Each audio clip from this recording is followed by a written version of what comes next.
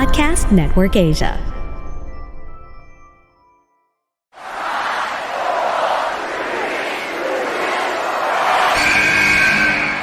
What's going on? This is Xavier Woods, aka Austin Creed. Welcome to the big time! Hello, WWE Universe in the Philippines. This is Charlotte. You know your damn role and shut your damn mouth. Hey everyone, this is Jeff Cobb. I have to finish the story. We are pretty deadly. Yes, boy. Yes, boy. Hello, my name is Ilja Dragunov, the star. Bang! The sniper is shooting you down. This is TMDK's Robbie Eagles, and you are listening to the Wrestling Podcast.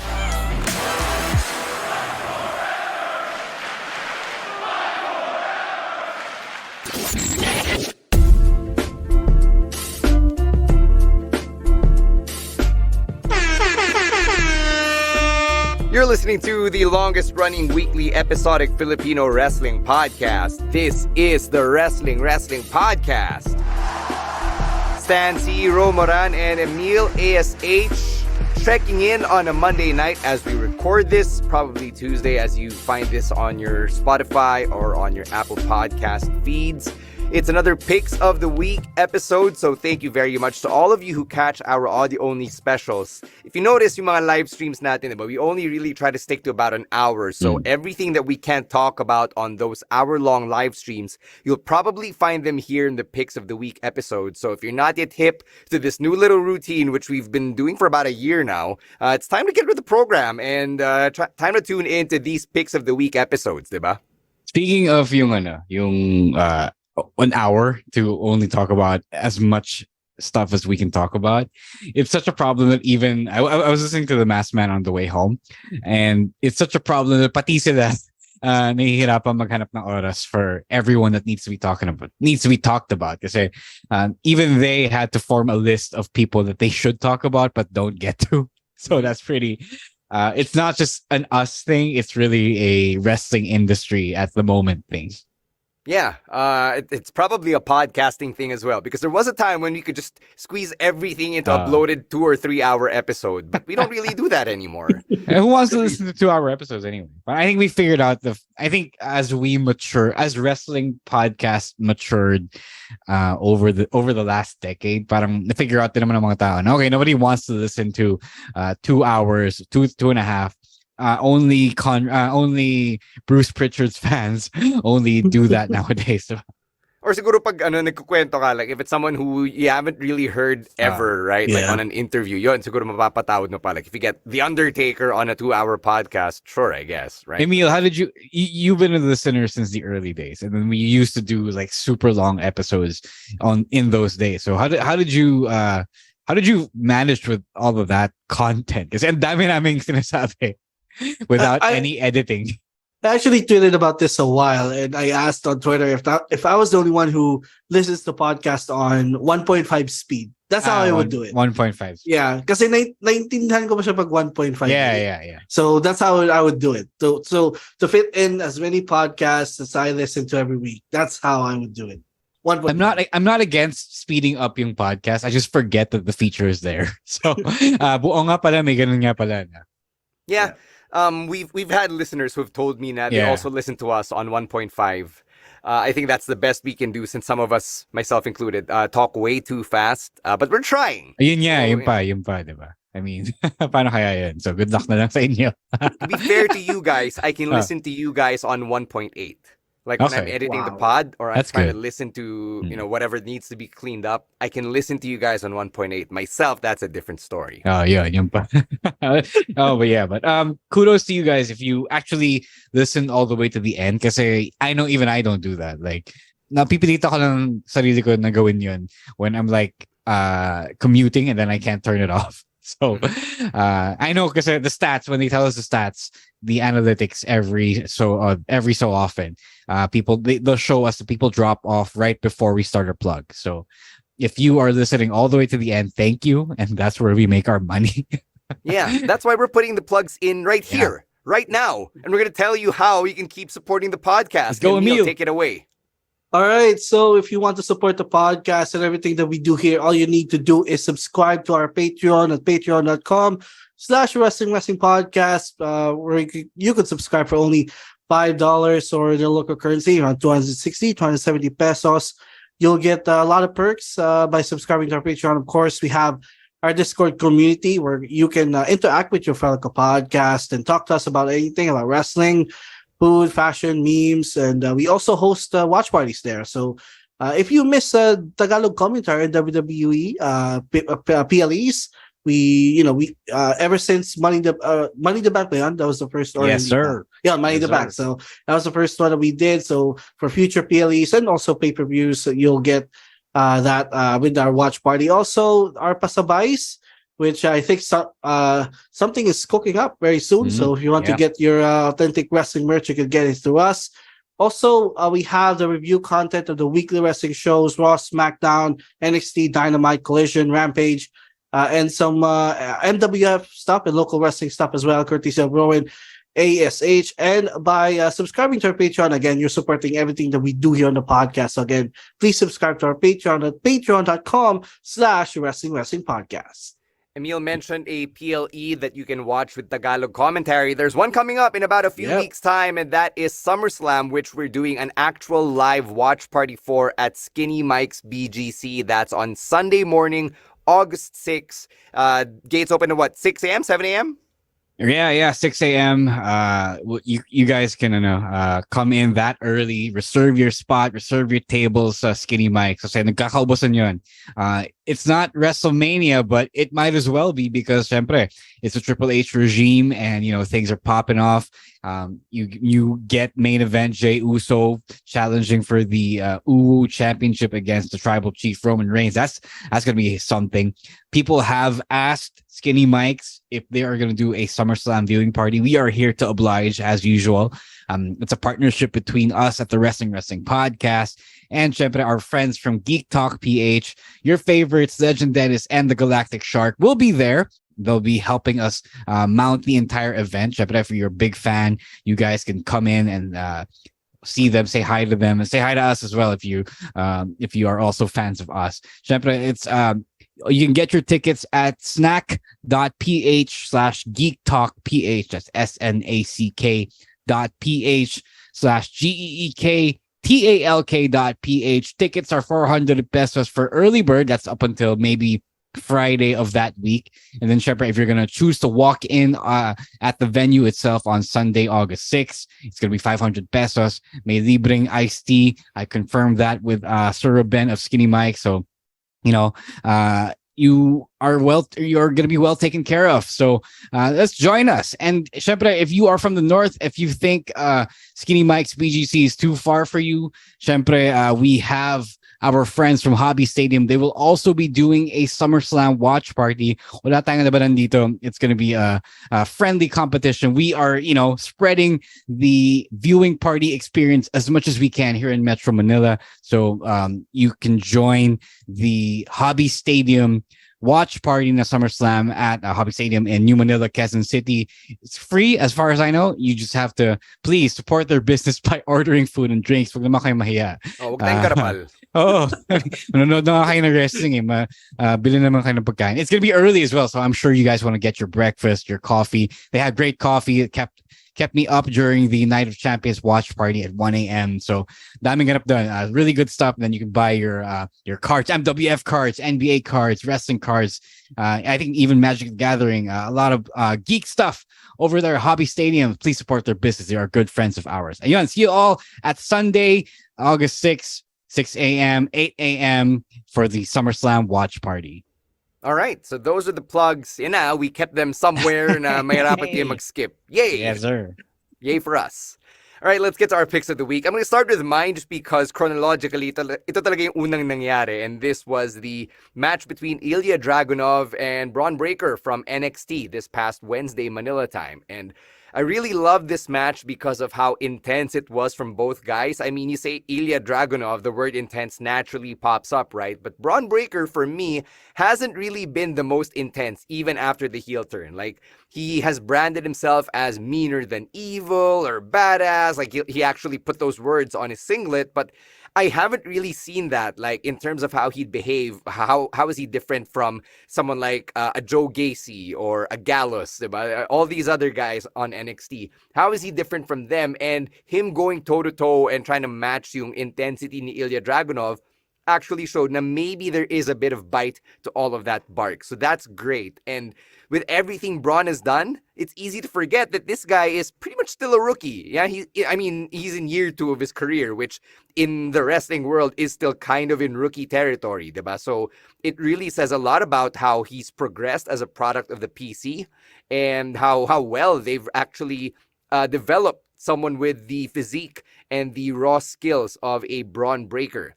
So I loved how Ilya Dragunov obviously came out of this match. He defeated a 2-time NXT champion in Braun Breaker. And not that I needed any convincing, but I'd like to think na Ilya Dragunov is probably the guy to snatch that NXT championship away from Melo. Ilya is him. Yeah, I agree with that. I think they're going to do that match at the Great American Bash. I think the time is now. At that point, you can't deny Ilya. It's like shit or get off the pot, diba? So, begin siya ng championship or ship him off to the main roster. And I think they're more willing to ship off Carmelo Hayes to the main roster. As for Braun Breaker, the thing about greenhorns, the thing about rookies is that they have something if you stick them in a match with a more experienced wrestler. Tapos nakakasabay sila. So that happened to me like twice, I think. And this has happened to Braun Breaker now. It's happened a bunch of times, but not more so than with his match against Ilya Dragunov. So, we've all seen Ilya Dragunov matches. And if you haven't, dear listener, the thing about Ilya Dragunov matches is that meron siyang specific feel and intensity that if you're not naturally like that in the ring, he's going to force you to be like that. And I think Braun passed that test. Na-prove niya na kaya na i-take yung binibigay ni Ilya. And Ilya forced him to wrestle his kind of match. And up until this point, kasi when Braun Breaker would wrestle, he wrestles a very basic WWE American style cut and paste match type.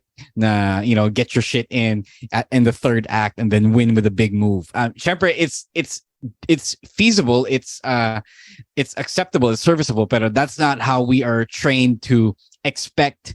Let's say a main event match on WWE TV, diba? So it's different. And then now that we know that yung pala kaya pala ni Bron mag-wrestle ng the match, the kind of match that we expect. We're all good to go here with Braun Breaker. This is the guy that it has been promised to us since the very beginning, and I think that is the beautiful thing that Ilya managed to draw out of him in this match. I think it's safe to say this match stood out of all the matches Braun Breaker had before. Kasi, Ro, you mentioned it. Ilya forced Braun to go out of his comfort zone and wrestle a different type of match, because Ilya, he's was one of the most intense guys in wrestling. And if you watch his matches, may something talaga sa kanya na will keep you hooked into the way he wrestles. And ito na-realize ko rin to while watching the match. Ilya Dragunov is one of the best in terms of selling sa WWE, because if you can see it in his facial expressions whenever he's hurt, like whatever parang mararamdaman mo yung yung pain niya because of how he sells every strike or every chop. So again, Ilya is one of the best, really, and I think he at least now, I think he should be ready to either win the NXT championship or totally move up to the main roster. Yeah, so congrats to Ilya Dragunov and to Braun Breaker for putting on a banger on NXT TV, the type of stuff we love to see every Wednesday Manila time. And I'm just happy that Ilya Dragunov is finally getting this time in the limelight while he's still on NXT. Syempre, for us on the pod, now we've had the opportunity to interview him. He's in the OBB. It's brownie points for us as well. We win alongside Ilya Dragunov. So really good stuff for the Unbesigbar one. Pag nanalo si Ilya Dragunov, we will will repost that content the same way we're reposting Grayson Waller content over the weekend. Yeah, the same way now, if and when Pretty Deadly become tag champs, we'll do the same thing. Guys, if you haven't listened to that shit, please do. Thank you pala. She followed us over the weekend. So Yung Pedraza of Centaur Marketing. Thank you for hooking us up with that. Syempre, we can't force you to keep hooking us up pag walang ganap, but they made it possible for us. Absolutely. Let's jump on over to Impact for our next pick of the week. This one is from Chino, and it was the Ultimate X match from Slammiversary. So it featured Kushida, Jake Something, Kenny Knight, Mike Bailey, Alan Angels, and Jonathan Gresham. And sabi ni Chino, it was a great showcase of the mid-card or the X Division / NJPW talent. And it was also for a shot at Leo Rush, who's the new X Division champion. Sabi ni Chino na he's trying to explain it, especially for me. I've never seen an Ultimate X match up until this one. So that's on me for not following Impact or TNA all that much. It's unique because it allows a high flyer to show off more of their skills. And a match like this, I observed it really had elements of like yung trapeze shit or like Cirque du Soleil type shit. Na parang, they don't need ladders and they're just in parang monkey bar but like with the cables and shit. It was just wild. I thought that it was a nice take on Money in the Bank, and because I came in with fresh eyes, I was like, oh nga no, why did it take me this long to watch it? So I'm glad Chino actually steered us in this direction. That again, that's on me for not being into Impact in the first place. Sabi ni Chino, the match kind of felt like it was too much, even though it did remain entertaining. And then nag-zoom out siya, sabi niya na Slammiversary, which he was able to catch in full, was also kind of all over the place. But let's stick to this match because I actually enjoyed this match. It was pretty fun. Low blow, all the extra low blows and all.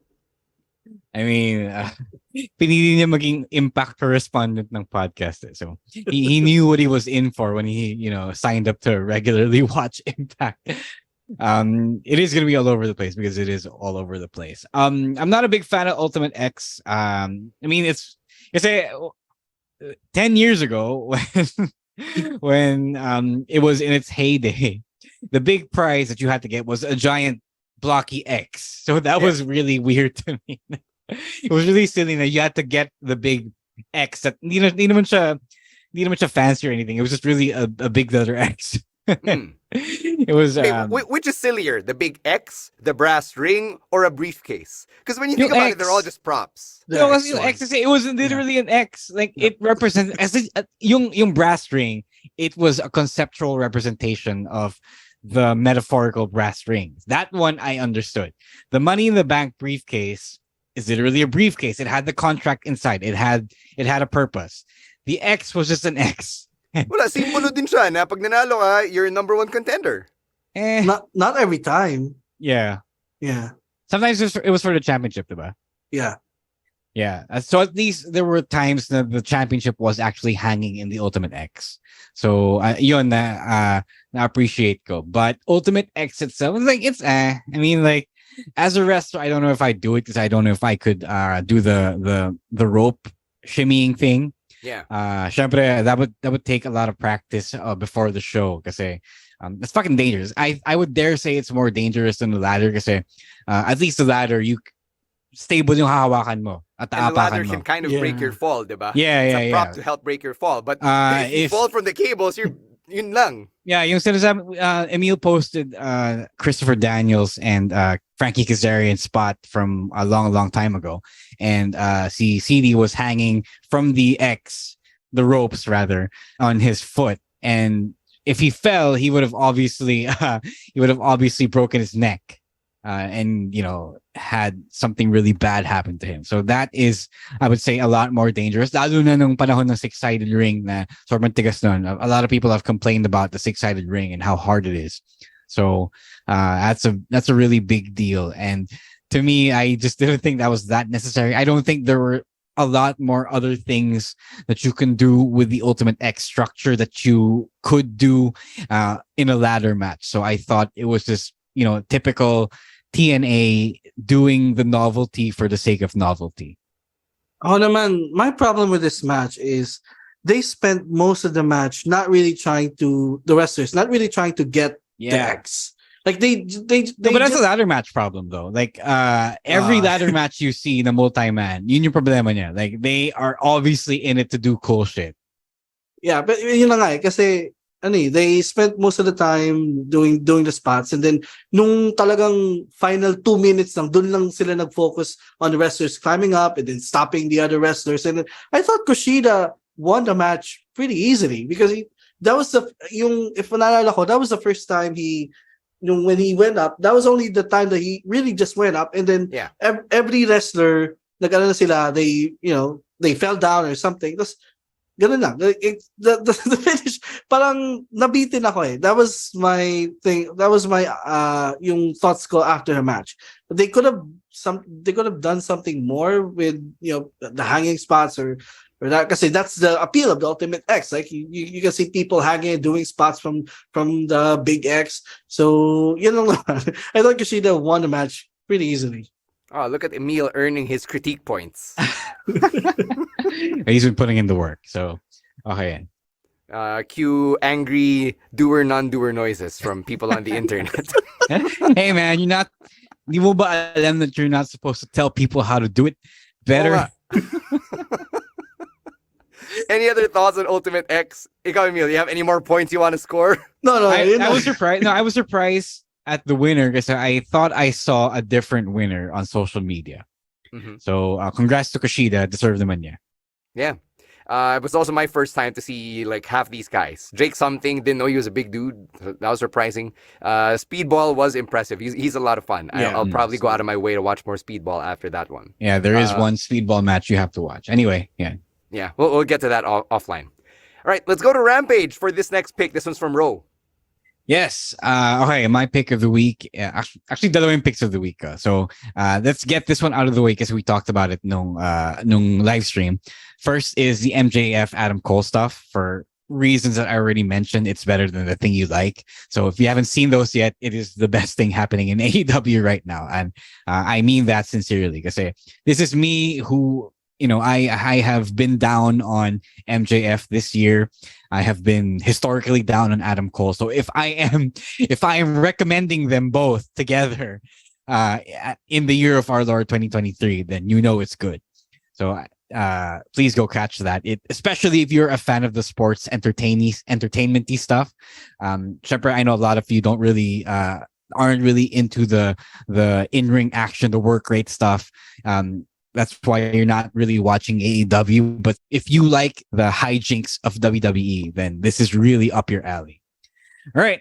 My pick of the week, real pick of the week, is Willow Nightingale versus Athena. They main evented Rampage last Friday.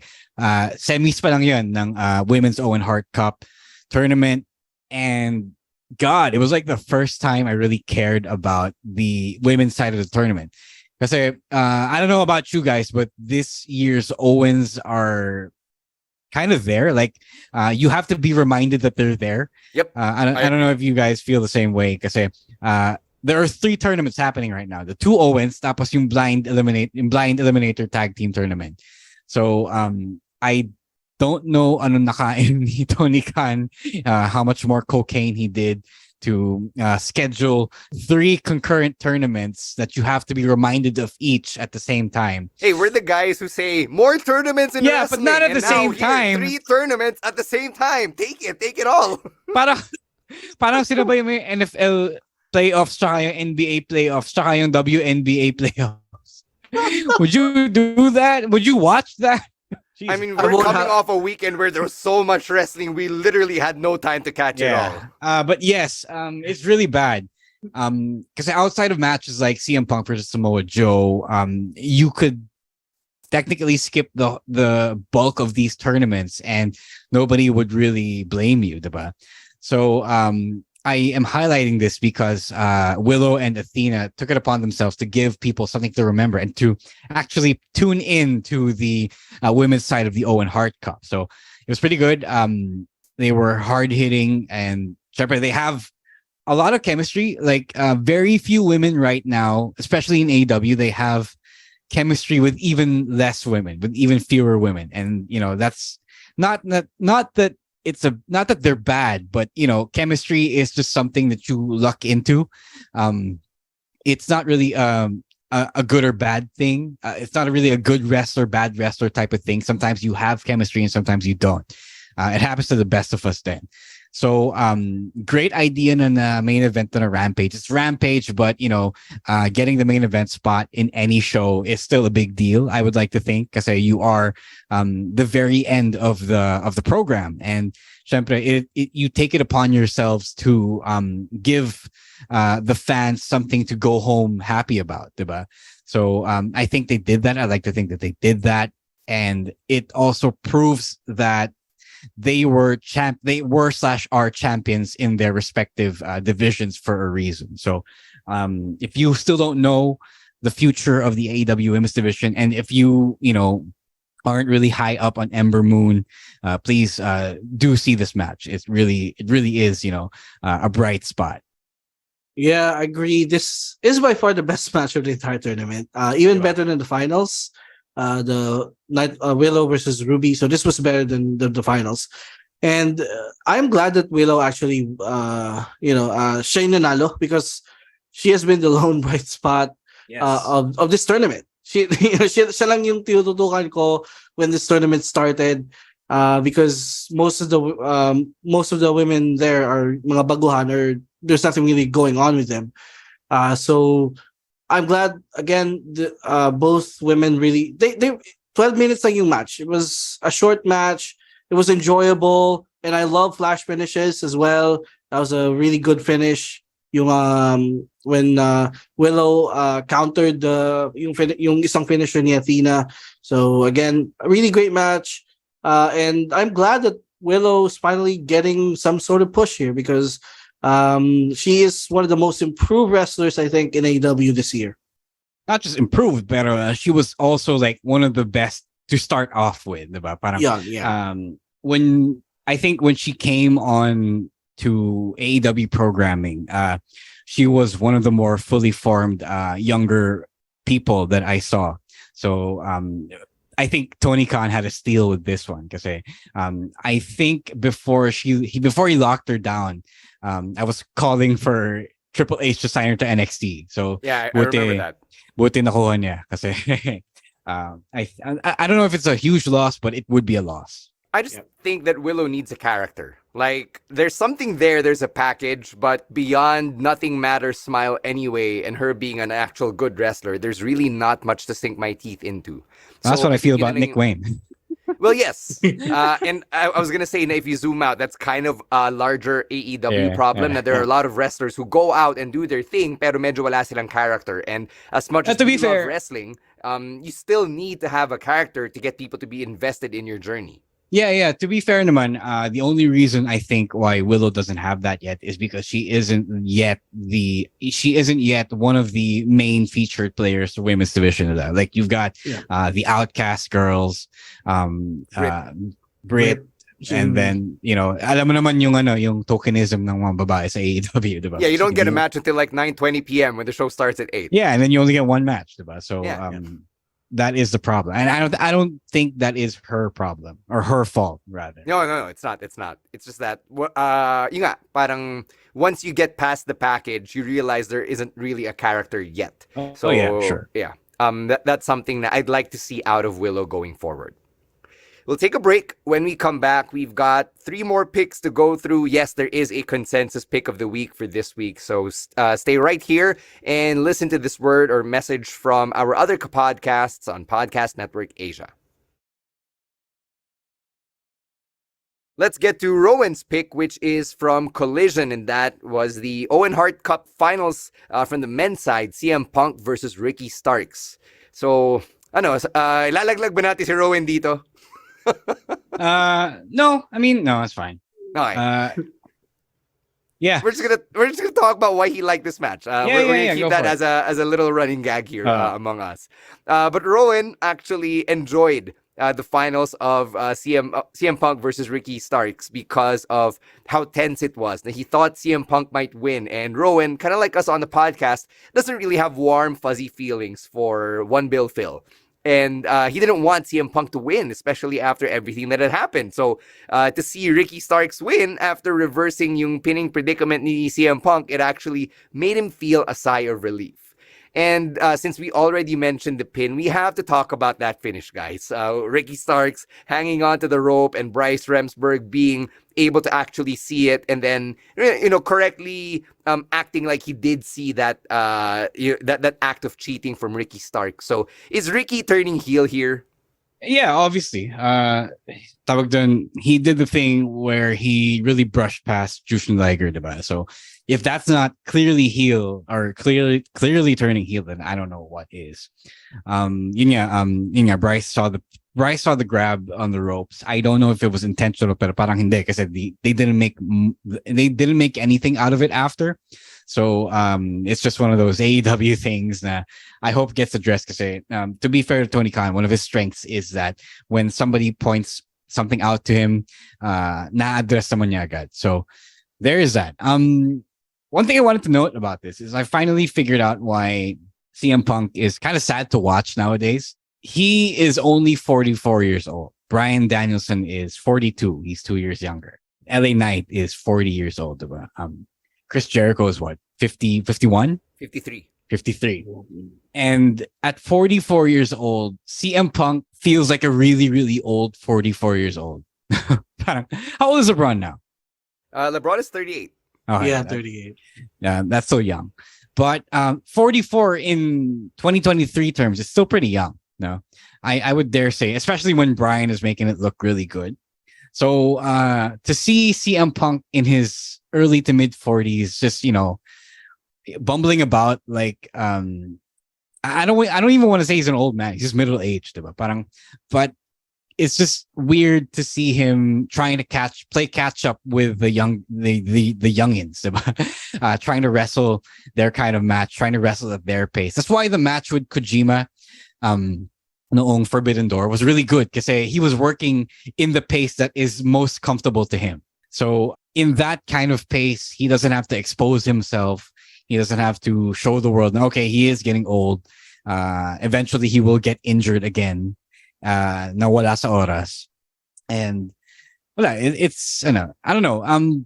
It's just pretty sad because this guy called himself the best in the world, and that was already a tenuous claim back in his younger years. So, and now it's even more apparent that you're not there anymore. What's the issue here? Is it that Punk's skill level just isn't really up to par along with the greats? No, is it because of all the injuries or because of the long layoff, yung 7 years na nawala siya?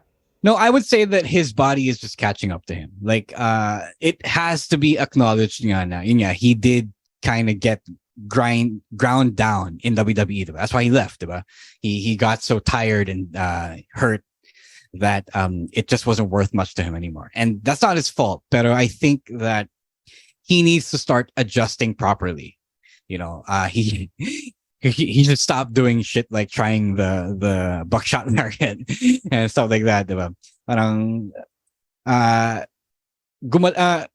umasta ka ayon sa edad mo. And I don't want to say this as an ageist thing, but I do want to say it as I'm trying to mean it as as a fellow athlete who at some point you do have to grapple with your body's limitations. Like, yes, it's okay to push your body and try to see how young it could get with the right exercise and stuff like that.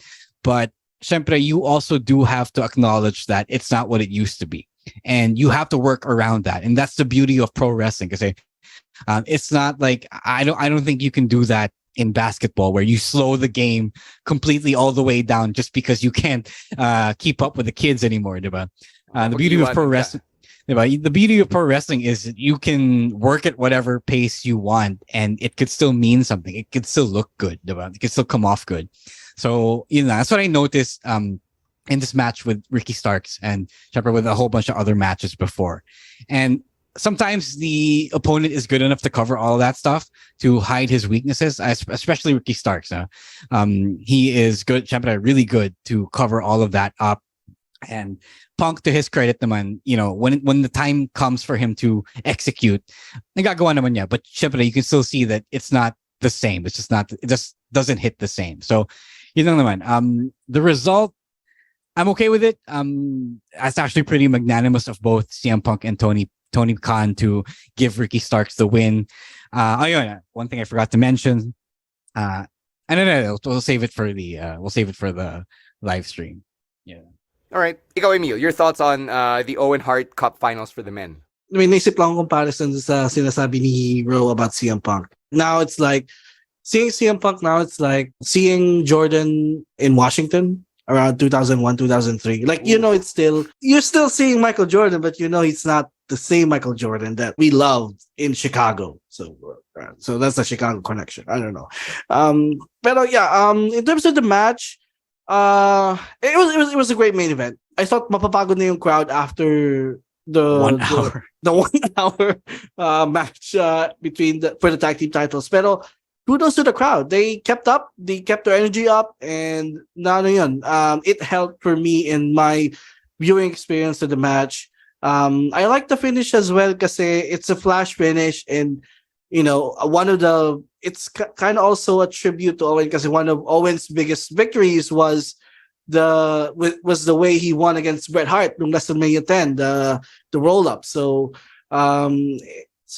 Starks winning was actually, I'm okay with it. But the question now is, what's next for Ricky Starks? Like, what does this Owen Cup mean for him? Does he get a future title shot, or does he get pushed down the line for any of the titles? So that is the question that is hihintay natin na masagot in the near future. Yeah, I think they have to make the Owen Cup mean something, because last year after Adam Cole won, na-injure siya, diba? So he disappeared. And then after Britt Baker won, nothing really happened of note to her. So that's another challenge that TK has on his plate, where he has to make the Owen Cup mean something more than, we're paying tribute to Owen Hart. Which is not to say na it's devoid of value. May value naman yun. Pero syempre, ba't mo pahirapan yung sarili mo, diba, na sumali sa tournament, especially if you don't really have much of a connection to Owen Hart. Parang, sige, magbibigay pugay tayo. Pero syempre, what's in it for me? Diba? Yun yung tanong eh. So that's something that I'd like to see out of the this tournament setup, especially since you've got one for the men and for the women. All right. Let's move on here to the G1, which has already started. And Emil, you're taking a match from opening day as your pick. All right, so my pick for this week is a matchup from day one of the G1 Climax 33. It's a match between Ren Narita and Shota Umino.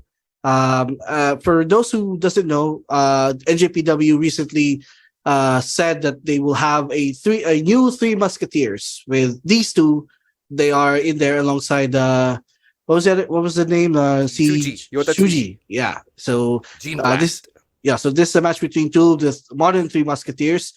And first of all, I want to say this, before we get into the match, I really like the new time format of time limit format of the G1 this year, which is only 20 minutes compared to the previous G1s, which is 30 minutes. Because the matches from the first from day one, di ko pa napapanood yung day two, were much more faster and more intense. So yun lang yung napansin ko from the entire card in day one. And for this match, this was a really fantastic match between two of the best and rising young stars of NJPW. And now I can see why they hitched their wagon with these two as parang pinoproclaim na sila ng NJPW as their future. So that's a big endorsement from your company. And naman nila na they are showing it why NJPW hitched their wagon to them. And Shota is, we all know he's one of the best young wrestlers now in New Japan, and he has some US exposure as Mox as a young boy before, and now he's also making appearances on AEW. And I really can't help but to see a lot of Shibata in Ren Narita, and not just the way he looks, but the way he wrestles and the intensity. So very reminiscent of Shibata. And I really love that they went to distance here with the time limit. Because it emphasizes that this year, G1, the time limit is only 20. So, and then and I especially love the last 5 minutes of this match where you could see the desperation in both men to try to finish off one another. So that is something that I always love seeing in a G1 climax setting where time limit actually matters, in winning the tournament and losing the tournament. So I feel like this is a matchup and possibly a rivalry na we're guaranteed we're going to see as a main event of a Wrestle Kingdom show someday. I'm that confident in these two. I mean, obviously, yes, because one, they are the so-called Three Musketeers, 2K23. Diba? Second, at least on the English commentary side, Kevin Kelly and Chris Charlton were pushing that exact narrative na, okay, these kids are the new blood, tapos sila yung pinagbabangga ng front office, so eventually they are the future main eventers. So yeah, in a way they are being painted as this year's OVW class of 2002, but syempre, time will tell whether that actually pans out. But with this match, I don't think there is any doubt that could pan out. Both guys are great. I think Narita, at least in this particular match, was Shibata without the extremes that Shibata was known for, and that derailed him as a wrestler, diba? Kulang na lang yung chain wrestling and grappling niya. I don't know. I'm not quite sure if Narita has a solid base in that, but you can't be Shibata without the wrestling. You can't. That's why he's called the wrestler. Shooter naman, people like to compare him to Tanahashi because he is he literally stole the look. No, he stole the entire look. He doesn't just have the hair, he's really jacked as well. I would like to think though that he comes off as more of a Naito, or a mix of the two. So I think both were good. I think both delivered naman the kind of intensity that I really wanted or really liked watching from New Japan at the very beginning when I first saw it. I think it's missing nowadays. I think New Japan has fallen into a bit of a parody of itself, of the strong style. But I think the new blood is doing just fine. I think the Gaijin Young Lions are also doing just fine. And I think we're in for a renaissance pretty soon. Good stuff. The draw is pretty good. Syempre, it's underutilized, which is what makes it special. I don't know if it was a wise move to do that so soon, but I think they weaved it into the story. Now, I think the English commentary team did a good job of painting the picture. Now, okay, these guys really want the first 2 points in their scorecard for the G1, and that story shone through with the fact that neither of them were willing to give up the first win, even though first win pa lang siya, diba? So that was pretty cool and well acted, and I think that kind of thing is what goes a long way into the prediction that they're going to be future main eventers in New Japan. Just to clarify, in the G1, you still get 1 point for a draw, diba? It's 2 for a win, 1 for a draw, then 0 for a loss. Yeah. So I guess bilang consuelo na lang siguro for them ending with a draw is they still have that 1 point. But in a tournament where every point actually matters in some cases, like in some years, like they have a tiebreaker type of situation, every point literally had mattered in the end. So that kind of adds to the gravitas of whatever happens in each match of the G1. Yeah, there, that's Emil's pick. We've gone through our individual picks. Now it's time for the consensus pick, which is that 1 hour match. I mean, sure, technically it was 58 minutes, but it was a Broadway between FTR and Bullet Club Gold, the 2 out of 3 falls match for the AEW World Tag Team Championships. I'm not gonna lie, guys. I thought Bullet Club Gold was gonna win here, so I was pretty surprised that FTR won. And before we just dig into the fact that it was that long of a match, did you guys think that FTR was gonna lose? Because I really came in thinking na tapos na sila. Well, I saw the result before I watched the match, so I didn't come in with any of those preconceived notions. I didn't think they were going to lose because I did hear. I mean, I still have it in my head now. This was FTR's retirement tour with the championships, diba? If they lost, parang yun na yun, diba? I think that's what they said. So I didn't think they were going to lose it right quick at this moment. So I'll keep it quick because they did not keep it quick. I enjoyed this a lot better than the match versus the Briscoes. Rest in peace to Jay. I don't know. I felt like it was a little more restrained and it wasn't insane for a 2 out of 3 falls match. Now 1 hour long. They enjoy going an hour. FTR loves going an hour, and it's kind of masturbatory that way. But they made it work. They parang secret formula nila, they'll get pinned for the first fall and they'll play catch up. So they made that work too. I think it worked better than the Briscoes match because Bullet Club Gold isn't as crazy as the Briscoes. The Briscoes have like 20 years of experience on them. Kaya they're just able to do their crazy tag team shit without anyone batting an eye. So with some restraint, I thought that BCG played their part a lot better here. And I felt the drama. I'm not gonna lie. I felt the drama. They FTR was really good there. And this was the performance that BCG needed to establish now. Okay, they're the real deal. They're not just ex-Bullet Club guys thrown together because they're both in AEW. So, okay, ako done. They're now legit AEW tag team guys to me. For me, I thought last week, the week before this one, I already thought that last week's match was already a marathon because it was. I watched it. It was long, as if that was the as if that was a blow off match to the feud. Then I read the review that Ro had for Collision, and he said there na parang if they're gonna set up another match, so what more can they do? What more they can give? Because the match last week was already fantastic. And then the only way they can surpass that was go even longer. Go on this marathon of a match, 1 hour match. Like when I was watching it, because usually in the most of the 2 out of 3 falls matches na napapanood ko, yung first fall darating yan usually mga 10 or 5 in the first 5 to 10 minutes of the match. Then I saw it, and then pagka kita ko doon sa timer, it's the first fall came in at around close to 30 minutes already. So they really went on this marathon. Pero walang for me, especially the first 2 falls, there's no dull moments, and that's why when you watch it for the first time, it feels like parang it's already been 40 minutes pala na ganun nakaba yung match because they really did everything. They kudos to the 4 of them, and for me, this is like one of the top tag team matches of the year, probably the best. If wala nang maisip, so.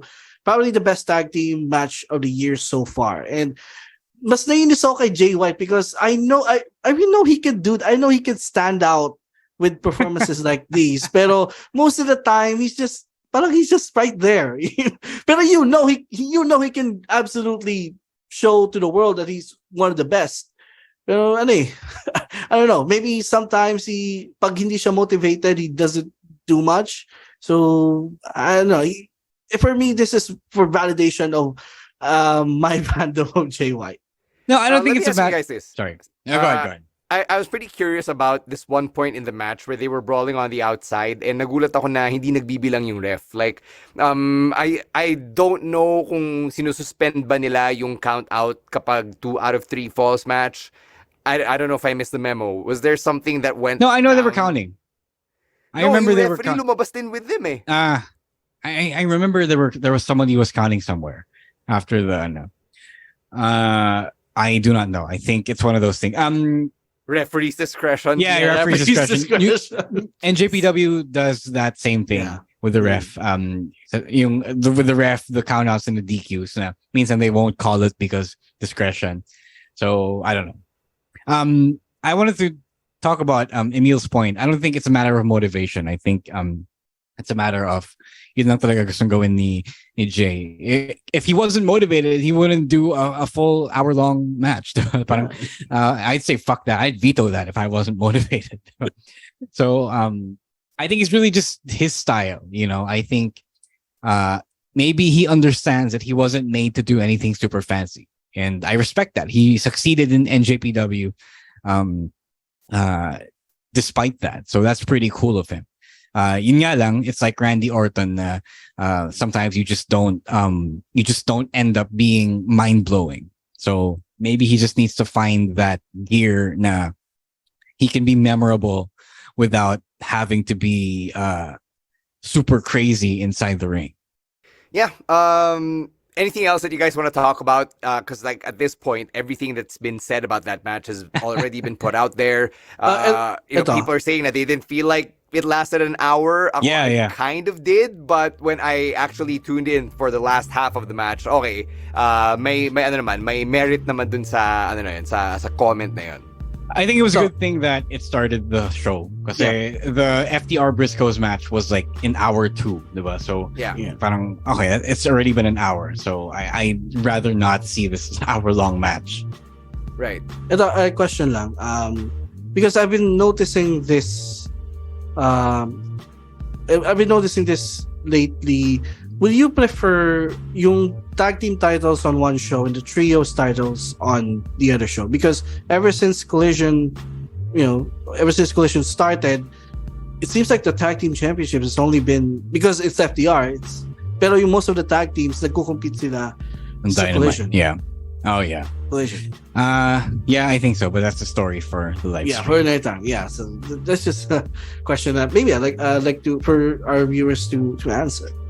Yeah, if you can figure out an answer to Emil's question, hit him up or hit us up as a podcast. It is at Wrestling2XPod on Twitter and on TikTok. We mentioned the live stream, so we'll catch you then. That's Thursday at 7 p.m. on Facebook and on YouTube. Just follow us, the Wrestling Podcast, and individually, you know where to find us, right? It is at EML_Meister, at Monday Night Rowan, at Chino Supersized, at Rowiswar, and at _Stan C. Thank you very much for tuning in to another audio-only Picks of the Week special right here on the Wrestling Podcast. Big thanks to our babyface producers over at Podcast Network Asia for all of the work that they do for the show behind the scenes, and we'll catch you on Thursday. Until then, this has been Stan C, and on behalf of Emil ASH and Ro Moran, stay safe, stay healthy, and don't be a dick. Wrestling Podcast out. Bye-bye. Peace.